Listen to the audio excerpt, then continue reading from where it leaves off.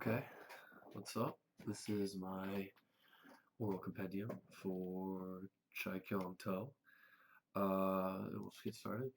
A little bit of background. He was born in 1965 in Singapore.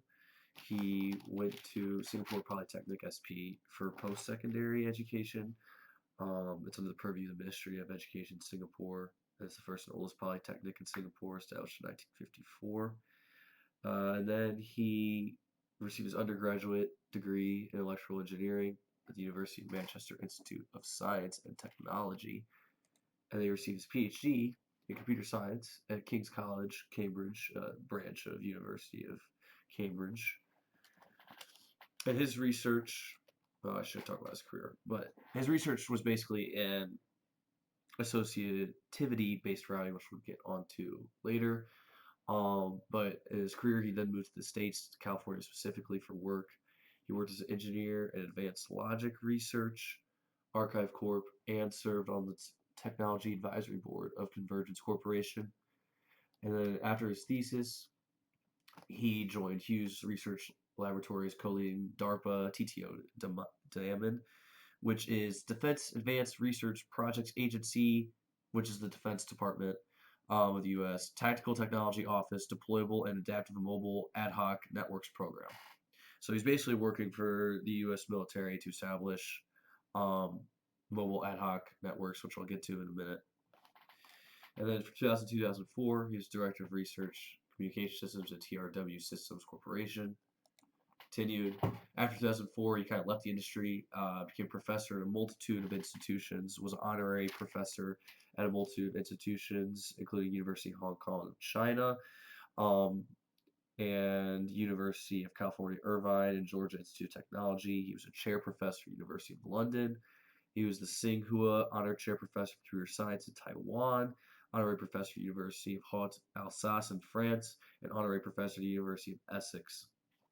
He then, in 2014, left academia, was appointed Assistant Chief Executive of Engineering and Technology for Infocom Development Authority of Singapore, the IDA. They're basically the chief regulator of communication industries in Singapore.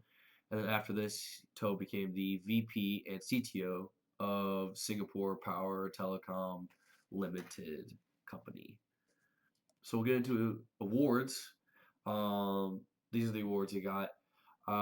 Specifically, the most important one really being the IEE Kyo Tamiyasu Award in 2005. This was done for his research in mobile ad hoc networks. He also was a top 20 author in wireless mobile networks by Thomson after his thesis, and he has over 20,000 citations to date, just on Google Scholar. So his work is basically, so he invented associativity-based routing for Wi-Fi ad hoc mode in 1998, otherwise known as MANETs. This basically means there's no structure, no permanent infrastructure. It's decentralized. There's no routers. There's no access points. There's no cell towers. It is completely done from device to device to transmit data, and these devices are called nodes. So the network is completely mobile. It's changing at all times. And this is why he ended up working for DARPA, because it's really crucial for unstable networking environments such as military operations, remote location, search and rescue, IoT, which is Internet of Things, things like smart cameras, smart thermostats, etc. that need connections intermittently, vehicular networks, and temporary event networks, like if you're setting up a festival or something. And so he invented this, and this at the same time challenged the always-on internet model to improve MANETs. So, like I said, this network is done through devices, and that means that the devices are handling all of the packet handling, the data transmission, the routing, etc. And so these nodes can move freely, and so that means that it has to be rerouted as well. Then they have to decide on a routing algorithm. But the always-on internet model, basically, every device always has access to the internet, was challenged by him because it is simply a waste. It's a waste of battery, which was a big issue, especially for mobile devices, and it's an issue when conflicting with resources, CPU and memory time specifically. And for the sake of the mobile ad hoc network, you would like to limit the amount of battery and resource waste over time, which is why he challenged this always on internet model, basically calling for certain devices to have an ability to only use that certain networking hardware, those certain networking processes when either data was being transmitted through it to go to another device, and that's called data hopping, where one device is used as an intermediary when there isn't a direct route between two devices, so a third device, I should say. Um, and so this was obviously very important, used by the Defense Department. So lovely. And then how we talk about how this goes back to OS. Like I said, the managing of power consumption, CPU memory time of the devices and nodes to increase uptime of the network, and at the same time balancing between the background and networking processes, both for the resource optimization itself and also process scheduling.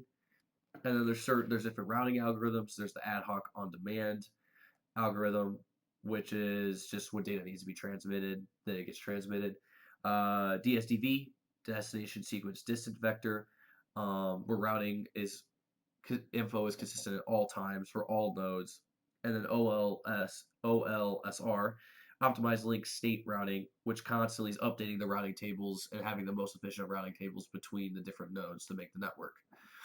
And all of these routing algorithms work with the OS's network stack, and it requires integration between the hardware, where you're determining signal quality, and the networking layers, where you're seeing the distance between other devices and what devices are trying to communicate with your device.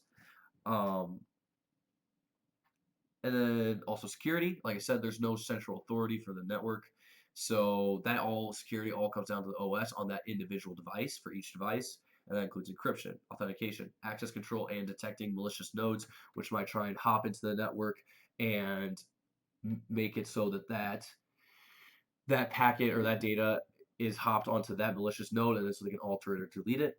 And then also as well, the OS deals with data caching and replication for data that needs to be accessible in hardware, even when there isn't a connection. And like I said, all the environments that these mannets are being used for is generally unstable network environments where you don't have a reliable connection, which is why the devices are being used as nodes themselves.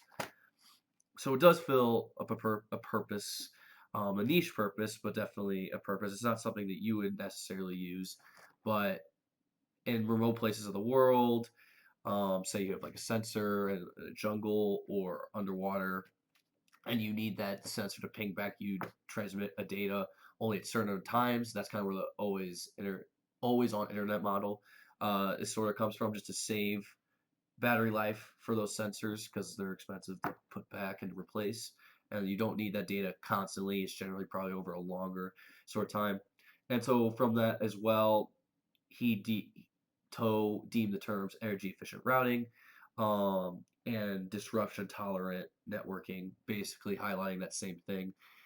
Where if you don't need the data right away, let's wait till you do need it, right? To save energy, to save resources, so they can be used for other things. That is basically it. That is the main thing he did. Yeah, and allowed devices to have data be transmitted over over the airwaves, I guess, without any sort of infrastructure, any cell towers, any hardline internet or fiber, and that is based on associativity based routing, which then forms the basis for mannets.